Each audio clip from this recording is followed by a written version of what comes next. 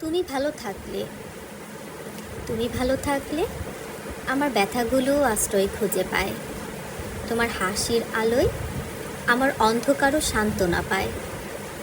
তুমি যেখানেই থাকো, যার হাতেই হাত রাখো, আমি দূর থেকে প্রার্থনা করব তোমার জীবন যেন সবসময় সুখের হয়।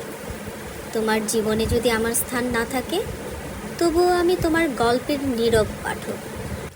কারণ ভালোবাসা মানে শুধু পাওয়া নয়, আমার ভালোবাসার মানে তোমার ভালো থাকা।